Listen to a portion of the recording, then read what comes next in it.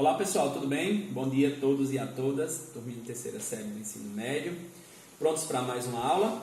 Hoje eu vou trazer para vocês, nós vamos falar um pouquinho sobre bactérias, né? Todo o processo das bactérias, nós já estudamos alguns aspectos em sala de aula e hoje nós vamos dar uma revisada, vou dar uma orientação, a gente vai ver quais são as peculiaridades das bactérias, como é que elas estão inseridas dentro de um contexto biológico, né? Dentro dos aspectos biológicos, como é que elas fazem a sua reprodução, como é que elas fazem a sua respiração, como é que é feito o metabolismo, certo? Então, as bactérias, elas são classificadas como seres unicelulares, ou seja, elas têm por obrigação a formação do seu organismo através de uma única célula. Isso faz com que ela seja diferenciada. Em que aspecto, professor?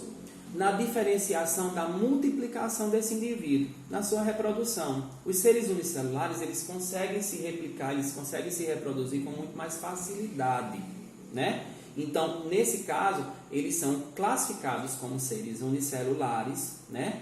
E a sua reprodução é uma reprodução assexuada.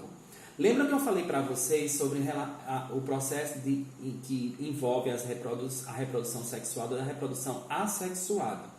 Então, nas bactérias, como elas fazem a reprodução assexuada, elas têm mais facilidade de se reproduzir. Porém, elas têm uma baixa variabilidade genética.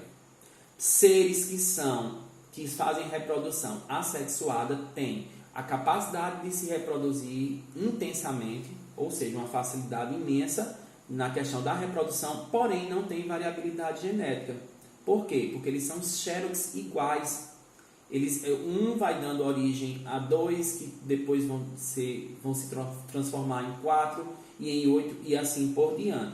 Então, nesse processo, são xerox iguais. Então, se surgir um agente que vai eliminar, retardar ou prejudicar um indivíduo dessa espécie de bactéria, vai influenciar na degradação dos demais. Então tem essa classificação. Já os seres sexuados, como eles são formados pelo encontro de gametas, a sua reprodução ela é mais simplificada, ou seja, o desenvolvimento em relação aos descendentes, né, a produção de indivíduos é reduzida. Mas eles têm, isso é a desvantagem. Já a vantagem é a alta variabilidade genética, justamente porque existe o encontro aí de dois gametas. Então, eles trazem o material genético do pai, trazem o material genético da mãe, né? Então, eles conseguem uma variabilidade genética. Então, se surgir um agente que possa influenciar negativamente a um indivíduo, possa ser que o outro indivíduo, justamente por essa conjuntura de uniões de gametas, ele possa ser resistente, ok? Aí a gente vai estudar esse processo mais adiante. Então, nós temos aí a nutrição das bactérias. Antes eu vou falar aqui para vocês, justamente dessa classificação que eu coloquei para vocês, que são seres unicelulares e procariontes, ou seja, o que são unicelulares? Formados por uma única célula, e procariontes por quê? O seu núcleo celular, ele não é delimitado por uma membrana nuclear, né? Os seres eucariontes, existe a membrana nuclear justamente para delimitar o núcleo, para que o núcleo não se misture com o citoplasma. Nos seres procariontes ou procariotos, o núcleo celular ele é delimitado pela membrana nuclear, que é chamada de carioteca. Certo? Nos seres eucariotos, só corrigindo aqui, gente, nos seres procariontes não existe membrana nuclear, ou seja, aqui só vai acontecer a formação do hialoplasma, que é justamente a mistura do material genético com o citoplasma. Nos eucariontes é que acontece a formação da membrana nuclear que vai separar justamente o núcleo do citoplasma, que é chamado de carioteca.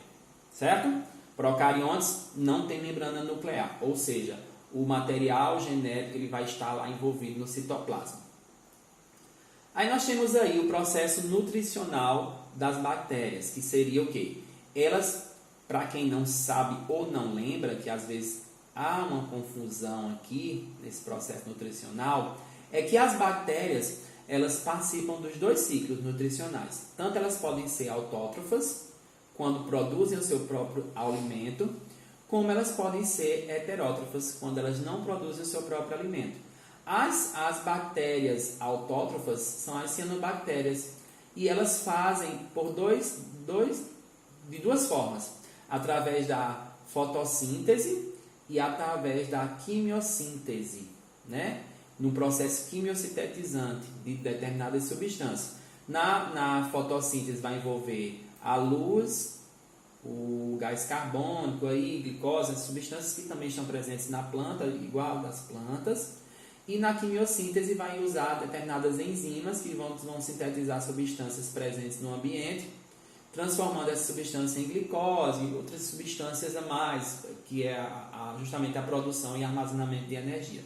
Já nas heterótrofas ou heterótrofas, do jeito que vocês queiram falar, existem duas nomenclaturas, elas podem fazer através de fermentação, são fermentadoras, que vai produzir justamente a bebida, o queijo e o iogurte.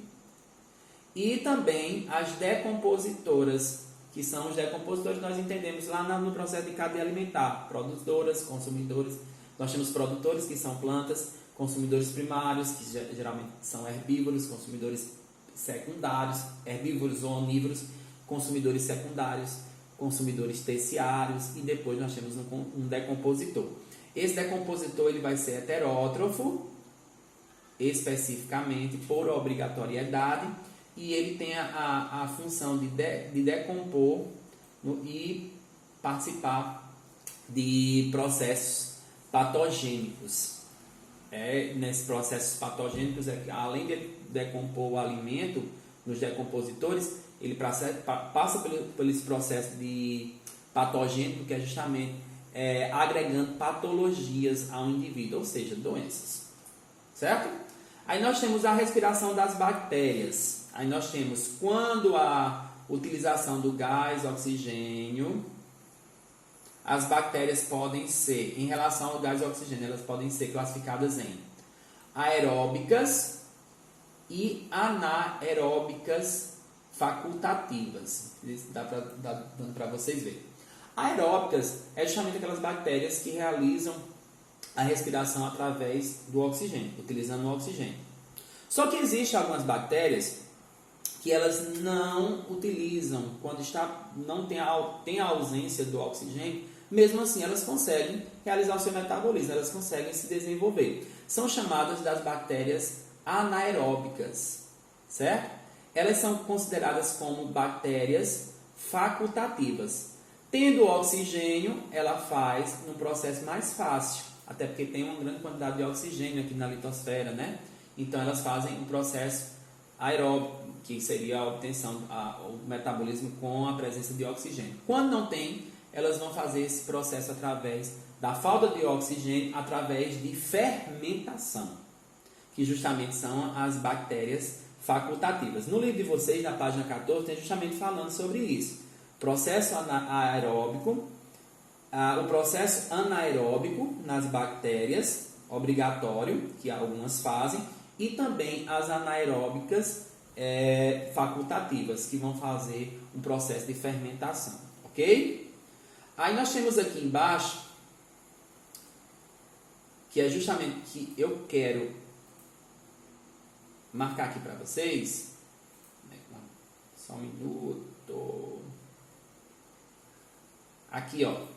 Nós temos as anaeróbicas obrigatórias, que são essas aqui, certo? E nós temos as anaeróbicas facultativas, que é justamente essa. Então, as anaeróbicas estão divididas em dois ciclos. As anaeróbicas obrigatórias aqui, elas só vão vivem somente na ausência de O2, ou seja, na ausência de oxigênio. Já as facultativas podem existir na ausência de oxigênio ou no processo de fermentação, que seria essas aqui, ó, as facultativas. Então, elas fazem a fermentação. Aquela fermentação, justamente, que nós falamos no slide anterior, que seria na produção de determinados alimentos, ok? E aqui nós temos a classificação das bactérias. Cocos, tem também no livro de vocês, na página 15, né? E tem toda a especificação. Isso aqui é mais o processo estrutural, né? Como é que é a estrutura de cada um deles. Aí vocês vão ver aí os vibriões, que são formados, que parecem com vírgula, cocos, que é esférico, e entre outros. Na reprodução das bactérias, elas podem acontecer da seguinte forma. Eu já falei para vocês que a reprodução ela vai ser de uma forma assexuadamente. As bactérias se reproduzem assexuadamente por um processo chamado divisão binária, também conhecida como cisciparidade.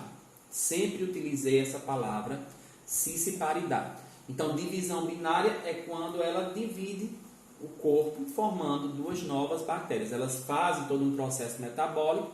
Quando elas se sentem confortáveis, né, que têm autonomia, elas se dividem. Aqui, como nós estamos vendo, uma única bactéria, ela começa a se dividir primeiro o seu núcleo e, consequentemente, divide o citoplasma.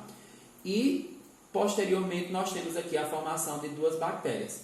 Esse processo é chamado de divisão binária, que é também conhecido como cisciparidade ou bipartição, ok? Não esqueçam disso, acontece em outros seres também. E por último, nós temos as doenças causadas por bactérias.